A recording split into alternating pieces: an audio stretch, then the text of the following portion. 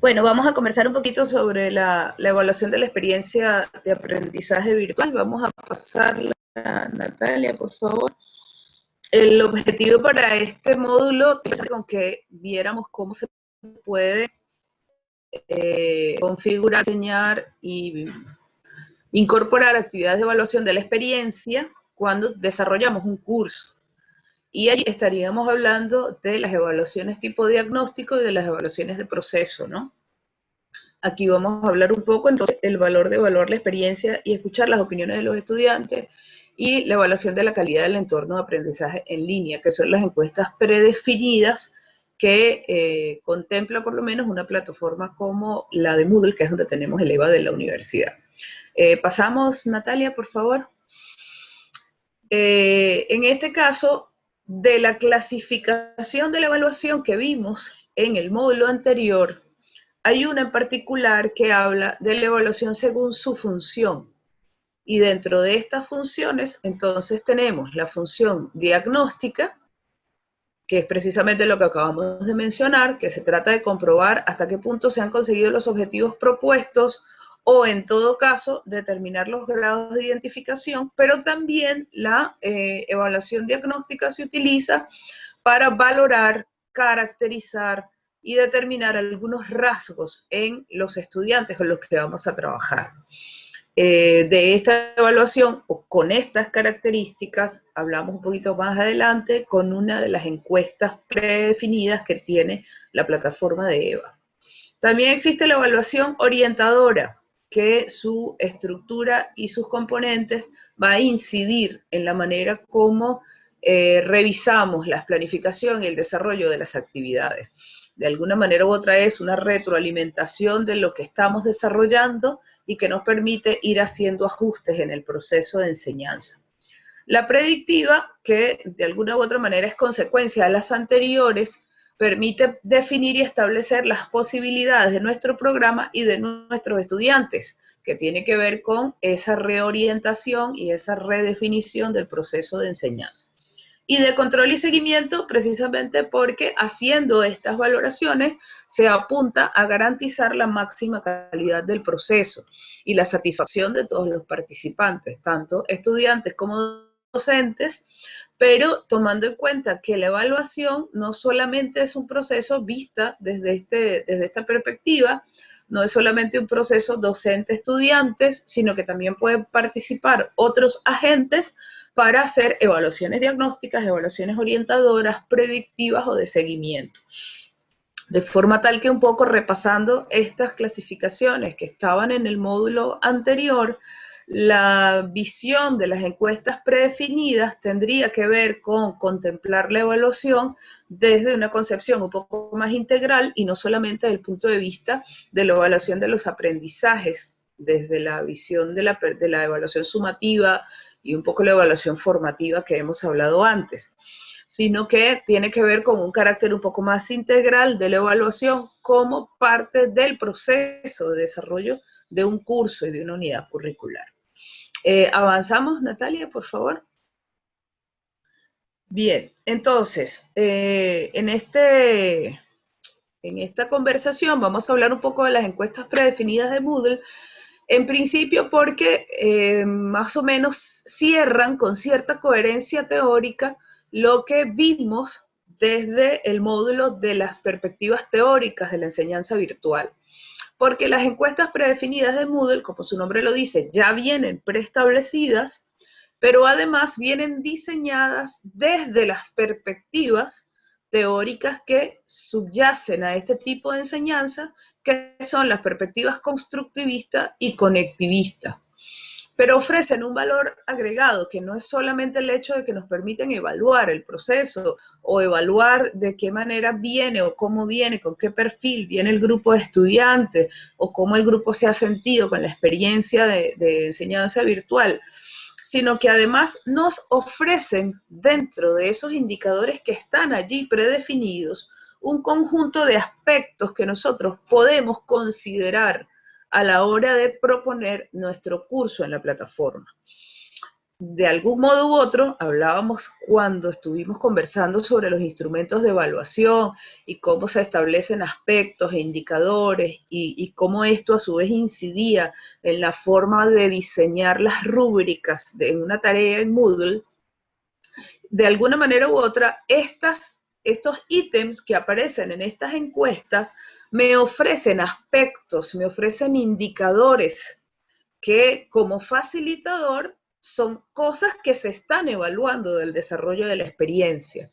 Entonces, así como dijimos en su momento que era importante que el participante supiera qué le vamos a evaluar para que de alguna manera u otra él por allí también oriente su desempeño durante la unidad curricular, los ítems que me establecen las encuestas predefinidas, digamos que determinan, configuran una especie de contexto con el cual yo puedo pensar mi curso o a partir del cual yo puedo considerar las actividades de enseñanza, las actividades de aprendizaje y el modo como se van a ir desarrollando las relaciones entre los participantes, entre el colectivo de docentes y docentes con estudiantes.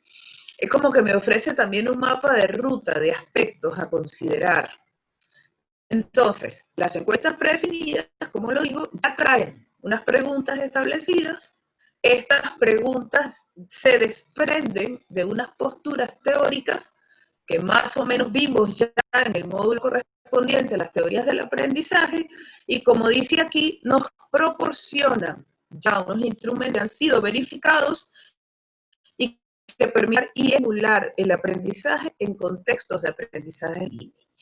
Aquí la sugerencia que les hago, además de llenar la encuesta predefinida que dejamos en este módulo, que está puesta allí precisamente para que hagamos una valoración por este curso, es para que miremos el tipo de ítem que contemplan estas encuestas y veamos que están orientadas en dos sentidos fundamentales. La primera, al aprendizaje colaborativo, del cual hablamos muchísimo en los módulos anteriores. Casi todos los ítems están apuntando a hablar cómo fue la interrelación entre los estudiantes y sus pares, de forma tal que preguntan si hubo o no interacción, si hubo debate, si hubo posturas críticas entre los participantes a partir de las distintas consignas. Y también preguntan un segundo eje fundamental para estas teorías, que es si el facilitador o el docente promovió el pensamiento crítico con respecto a los distintos temas de la unidad curricular y promovió una postura reflexiva. Entonces van a hacer esto, como que dice, los dos ejes y los dos pilares fundamentales que subyacen a el enfoque teórico que está detrás de estas encuestas, que es precisamente el enfoque constructivista. En este caso, estas encuestas se utilizan para recopilar información de los estudiantes y que ayudan a aprender sobre el grupo. Y vamos a ver un poquito más adelante que no se trata de determinar en estas entrevistas capacidades cognitivas, de índices cognitivos o índices intelectuales, sino que se trata de valorar actitudes con las cuales los estudiantes se acercan al proceso de aprendizaje, de forma tal que podemos hacernos una especie de caracterización con algunas encuestas, con una encuesta de cómo es el perfil de nuestro estudiante frente a este tipo de herramientas y por otro lado, cómo fue el desarrollo y el desempeño de los estudiantes frente a estos dos aspectos fundamentales. La comunicación entre pares y el pensamiento crítico promovido y las reflexiones promovidas por él o los docentes. Son encuestas estandarizadas, en este caso son encuestas cerradas, que el docente no puede modificar. Entonces, tenemos dos tipos de encuestas en el EVA UDELAR, porque la plataforma Moodle considera una tercera que nuestra plataforma no la tiene. En este caso, nosotros contamos con las que denominamos ATTLS, por sus siglas en inglés, y que significa encuesta de actitudes sobre el pensamiento y el aprendizaje, y tenemos las COLS o COLES, como le dicen algunos, que son más encuestas sobre el ambiente de aprendizaje. Estamos hablando de dos tipos de encuestas distintas. Una sirve para caracterizar a los estudiantes y por ende debería ser utilizada más bien para una evaluación de tipo diagnóstico al inicio de un curso, para yo determinar cuáles son las actitudes del grupo con el que voy a trabajar. Y tenemos las otras que lo que hacen es valorar cómo ha sido el proceso durante el curso y durante la experiencia. Este segundo tipo de encuesta se puede utilizar o bien durante el proceso, de forma tal que yo pueda hacer ajustes para adecuar mejor el desarrollo de las actividades, o puede hacerse al final. Esto va a depender de la duración del curso. Si es un curso corto como este, probablemente sea poco cómodo, poco práctico que incorporemos encuestas de este tipo a la mitad. Pero si son cursos largos, con estudiantes de grado que muchas veces tienen algunas dificultades y otros tienen mayor, digamos que facilidades con este tipo de herramienta, capaz que sea válido, útil, necesario, utilizar una valoración de este tipo a mitad de curso, que no demora nada en llenar, además, ustedes mismos lo van a poder comprobar al llenar la que yo les coloqué en este módulo, y que me permite más o menos ver qué están percibiendo los participantes con el modo como está planteado el curso. Es importante tener esto claro. Esta segunda encuesta lo que hace es valorar la experiencia que el estudiante está teniendo con el ambiente de aprendizaje, es decir, con el modo como yo diseñé el curso. No necesariamente valora el tipo de contenido que yo estoy desplegando, no necesariamente valora si la temática es interesante o no, no valora incluso si yo manejo el contenido. Yo probablemente puedo ser una gran, no sé, lumbrera, como decimos en mi país, sobre la temática, pero no es eso lo que se evalúa en este tipo de encuestas. Se evalúa es cómo se ha diseñado y cómo se ha desarrollado la experiencia de aprendizaje a través del ambiente en línea. Y de nuevo, tampoco se están evaluando si el estudiante tiene o no tiene determinadas capacidades. No son las capacidades las que se evalúan o se valoran o se diagnostican. Se están valorando son las actitudes que el participante tiene frente a este tipo de herramientas. Porque yo puedo tener una actitud de bloqueo, de negación, no quiero aprender a utilizar computadoras, pero resulta que una vez lo intento, me resulta fácil de aprender. Entonces hay una diferencia entre la actitud que tengo de apertura o no a este tipo de procesos y a este tipo de comunicación versus la capacidad que tengo o no de adecuarme, de adaptarme, de desarrollar pensamiento lúdico o pensamiento lógico, que son por ende dos criterios muy distintos de diagnosticar al grupo con el que voy a trabajar. Bien, ¿me están oyendo mejor ahora? Sí, sí. ¿Sí? Bien. Natalia, ¿puedes pasar a la siguiente, por favor? Bien, la sesión anterior les hablaba un poco de este tema, invitándoles a leer algunas cosas sobre estas herramientas, porque además, al menos a mí, la experiencia me sirvió para entender incluso mejor desde los ítems, solamente desde los ítems que cada una de estas encuestas tiene allí preestablecidos, para comprender incluso mejor qué es lo que el modelo constructivista espera que el docente promueva en el aula, porque en un aula virtual, no además, porque si yo tengo un instrumento en el que se le está pidiendo a los estudiantes que valoren si el docente promueve o no promueve el debate reflexivo entre participantes, de alguna manera u otra, ya ese ítem me está diciendo que no se está evaluando solamente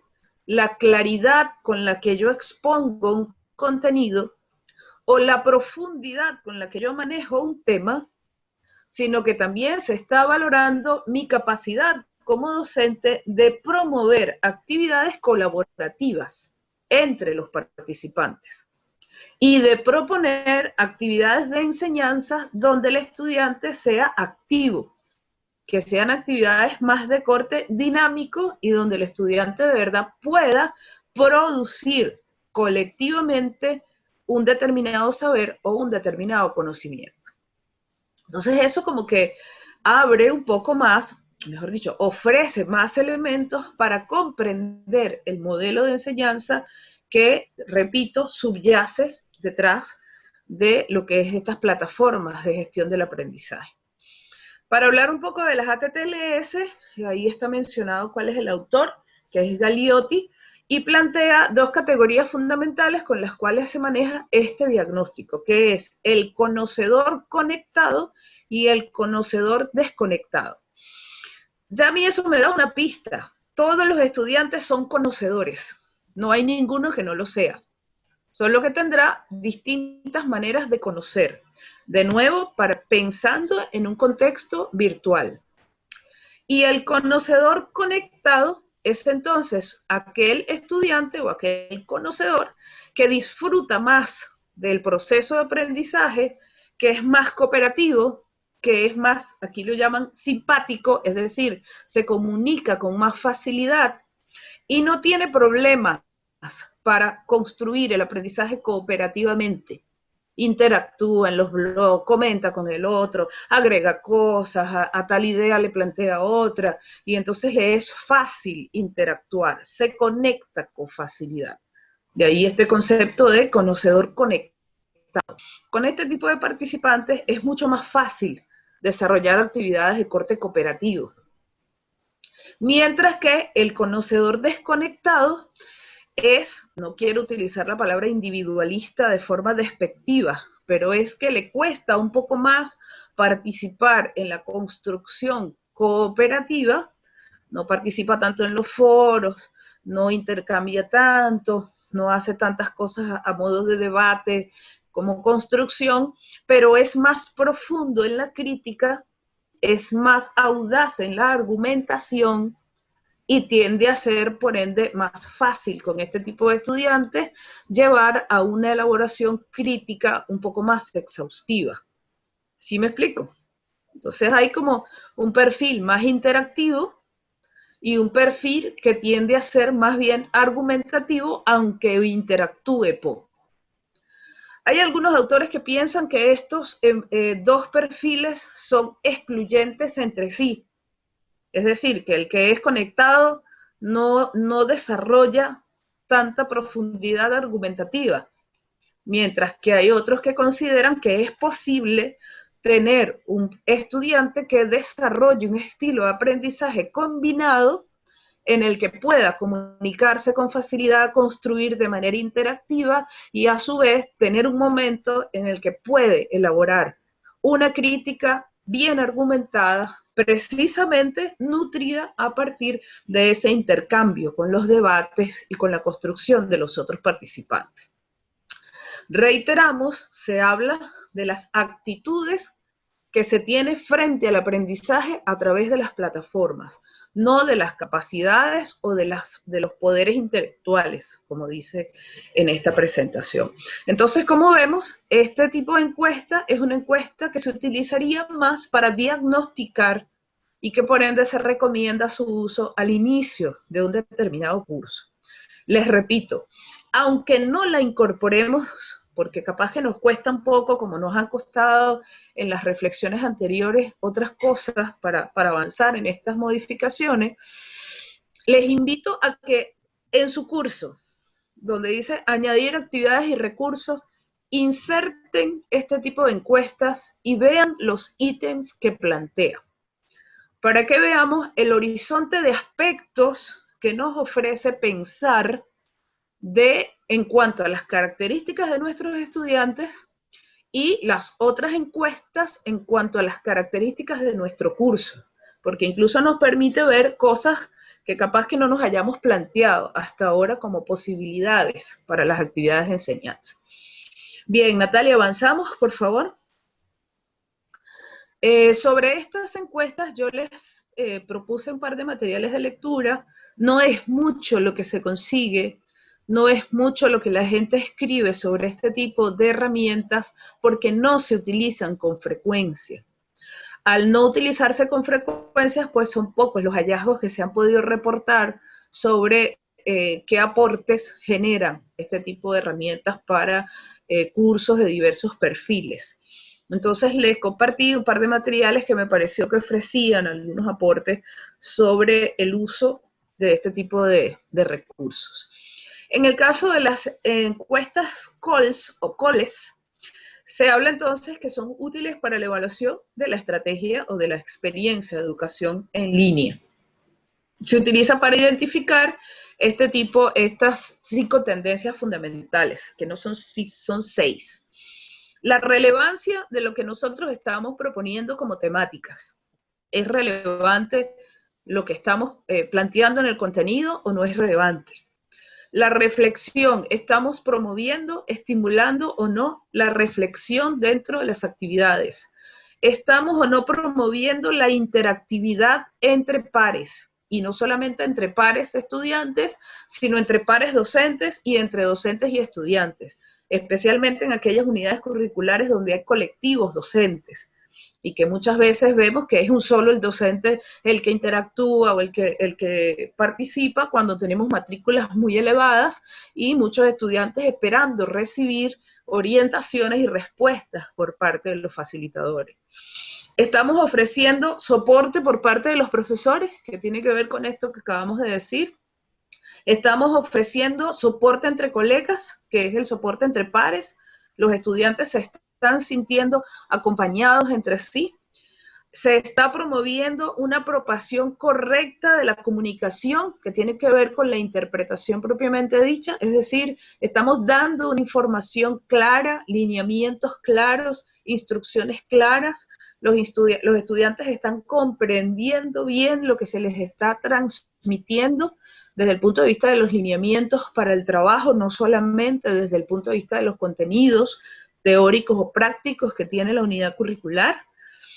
Entonces, ya nada más estos 5 grandes aspectos nos hablan de cosas que nosotros tendríamos que pensar para ver de qué manera las incorporamos en el curso. Que yo no estoy diciendo, repito, como les he dicho antes, que esto sea una norma o una plantilla a seguir, pero nos ofrece una visión distinta para pensar, incluso en la enseñanza presencial, más allá de que estemos o no utilizando estas herramientas. ¿Estamos o no propiciando un ambiente de aprendizaje en el que los estudiantes puedan reflexionar, debatan entre ellos, profundicen en sus argumentos, desarrollen un tipo de conocimiento asertivo y relevante para su formación?